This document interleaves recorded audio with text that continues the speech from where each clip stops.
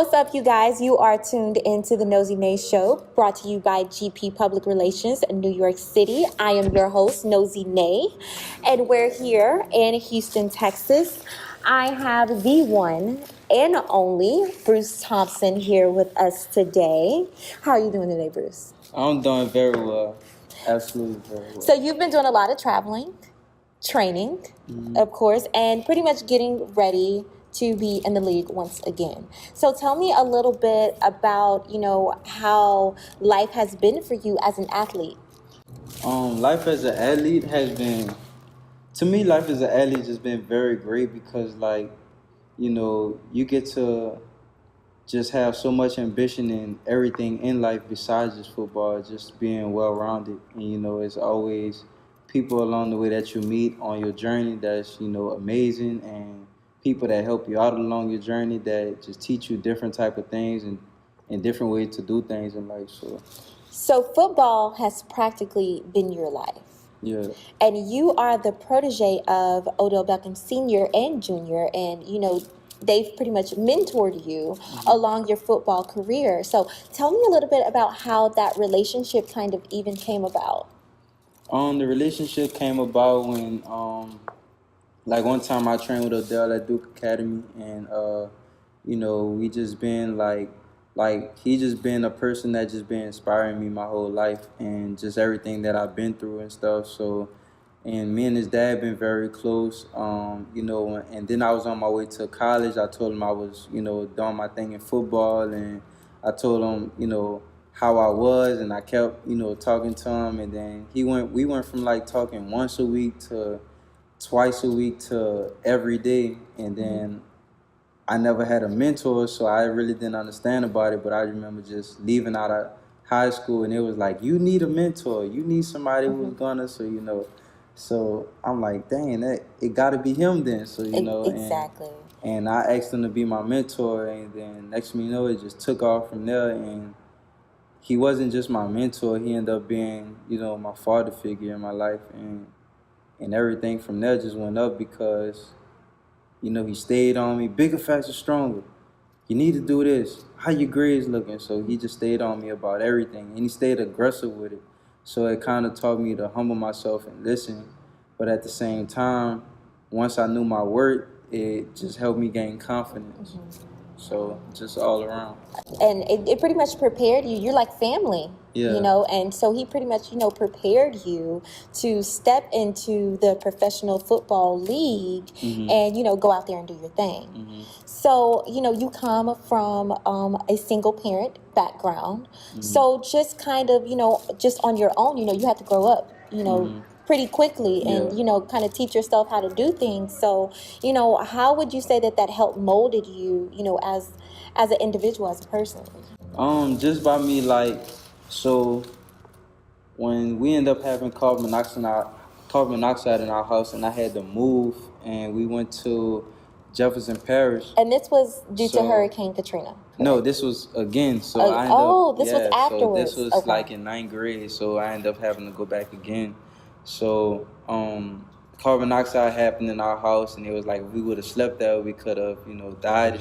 Sick. So they told us that we had to move out. So me and my mom, we ended up being homeless again for a couple of months before she found another house that we had ended up going to that was in Jefferson Parish.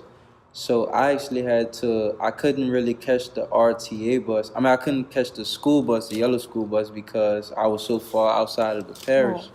So I had to catch the regular, RTA transit bus.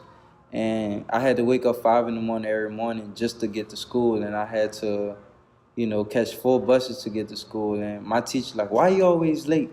And then, I try to get there early more, and I'm still 15 minutes late. Why are you still late? So, they kept having them tardies, and the tardies started adding up. So I was like, look, we live way out here. I got this going, and, can you please bear with me? And my teachers, just was so lenient to what they understood. And, I was a great student too. So it kind of worked hand in hand. So while everybody else was studying and doing their work, I was still doing my work, but I had a bowl in the back eating some cereal from the calf but I'm still, doing my work in class, and he understood that, and I wasn't a distraction. So it kind of just worked hand in hand, and then, it just kind of molded me into being a strong person early and up and on my feet and just having a lot of energy. And then about time, I got ready for college, and we had to get up early for practice. And it kind of helped me because it was easy because I've been doing it. So it prepared you for it. Yeah, it prepared me for that moment. Now you've attended Langston University. Mm-hmm. You're wide receiver for their football team, and then from there you were playing for the Saints. Yeah. So how was that experience being, on the Saints teams? You are a New Orleans native. Yeah. So was that kind of like a dream for you? Yeah, it was kind of like a dream come true in a way because I don't know. Everywhere you go, everybody always want to play for their hometown. They want to put on for their city. Mm-hmm. So, by me going to camp and everything, I wasn't nervous. Mm-hmm. It felt more home to me. Like, and the city just showed me so much love. It's like everywhere I went, it's like, oh, that's Bruce, blah, blah, blah, this, and it was just like so much love and taking pictures. And like, to me, it was bigger than football. It was just being that person that I remember growing up, that I wanted somebody from the Saints to look down at me and like see me and want to help me out and help me make it and teach me things. So I did, what I wanted somebody to do to me. I ended up, hey Corey, let me get 3 pair of cleats, and you know what I'm saying, and and it was for me. And then I said, you know what? So one of my friends called me and was like, can you come to this? We speaking for this football team we just started. So I'm like, cool. And they had some kids with some busted cleats. So I ended up just giving back, just giving them something that was bigger than me, and not realizing like how long it came, how far it came, and what it actually meant. Because I remember me when someone from the NFL gave me a pair of gloves. Even though the gloves was old, I still wanted to wear it till it broke, till it came out. It meant something.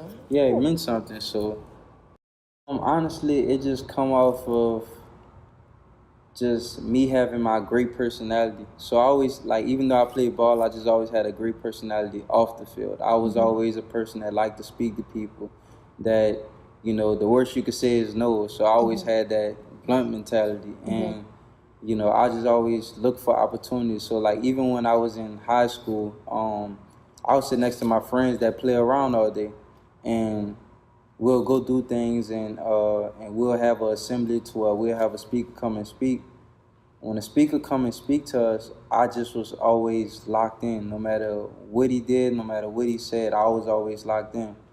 And when assembly was over, we get back in line, everybody laughing and stuff, or talking, or like, man, that was good. And I just didn't think that one thing was just going to change my mind or change me as in just that moment. I was always like, my teacher like, line up. I'm like, hey, I want to go speak to him. I want to know what he has in store, because he didn't just come speak to me. It must be something that he must know more than me that I don't know, that I want to know. So I was just always that type of person, like to observe and like to seek information. I never really knew that meant networking, but I was always trying to create a relationship to step outside of myself. What direction are you going in right now? Like, honestly, I'm just laying that brick. Yeah, exactly. I'm just laying that brick, just staying ready. I just look at it, just staying ready so you won't have to get ready. Exactly. So whatever comes, you have to be ready for every moment. You have to be a well-rounded person, because if not, somebody else is going to take that next step, and somebody else is going to put more than that extra effort. So I look at it like, why can't I do it? Like, why it can't be me? Like, if it can't be you, then it's always going to be something else, because the story, the world's still going to go on. Do you want to be a part of being great, or do you just want to sit back and watch somebody else do something that could have been you? And, you feeling that guilt and that pain. But if you was to do it, because you don't know what's next. You don't know what's going to happen, but only way you can find out is by taking that step.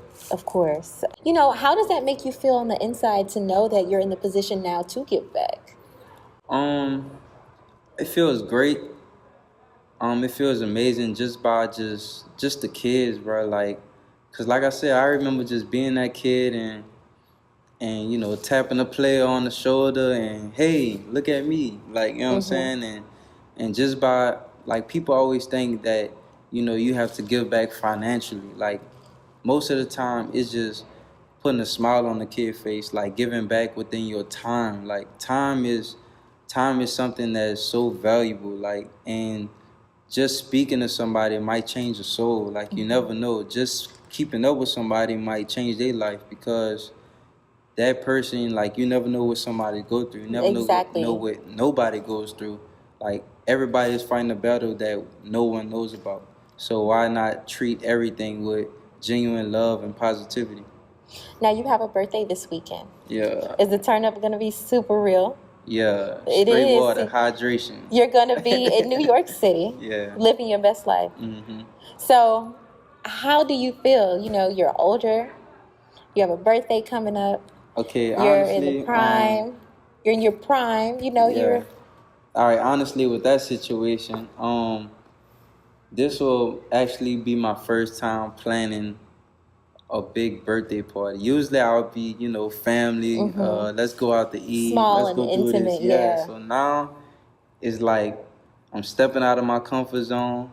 I'm in that why not moment. Exactly. So, you know, and I don't know what's going to happen, but I just picture greatness. That's all I see. So would you say that with everything that you've experienced, that, you know, you got some good advice to give out there for, you know, any of the young men that's coming up after you? And just as far as if you could give any advice, what advice would you give to any aspiring young men or young women who are trying to become professional athletes?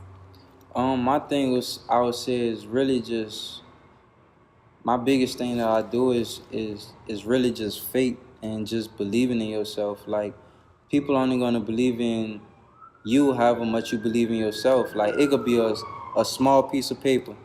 I could be like, this piece of paper right here, this is like, you know what I'm saying? This pen is right here, like, this pen just writes so perfect, and, you know, I could show it off all the time, and then the next person be like, it must be something about that pen. Like, you know what I'm saying? So I just it's like using what you have and creating that platform for yourself, as in however much you believe in yourself. And, you know, like I tell everybody, I'm not a motivational speaker. I'm more of a person that inspires and gives hope, because the things that I went through and my testimony and my journeys, as in, I didn't give up on myself. I never knew what was coming. I never knew the unseen. I never knew my next step. I never knew my next day. I just always focused on that direct moment. And that direct moment, and you take care of that moment, like Will Smith said, you know, you don't focus on building the wall. You focus on fixing that brick as perfect as you can. And then the next day you focus on fixing that brick as perfect as you can. And now you got a solid wall that can't be torn down because you built the foundation. You know? So that's how. So what can we expect next from Bruce Thompson? What can you expect next from Bruce Thompson? Being the best, and I feel like I'm going to be the #1 wide receiver. And you're going to see his face everywhere. Yeah. Everywhere. I feel like I'm going to have all type of endorsements. I'm going to have all type of sponsorships, because I feel like I can't lose. I'm just putting in the work now, setting the platform, setting the foundation, and all I could do is be me and just stay genuine and spread love, and it comes right back to you. Oh, yes, of course. Of course. Yes, look at that encouraging words. Well, I want to thank you so much for stopping by the show tonight. I truly appreciate it. And thank you guys for tuning in to the Nosey Nay Show, presented by GP Public Relations, New York City. You guys, we are signing out, and we'll see you in another week. See you soon.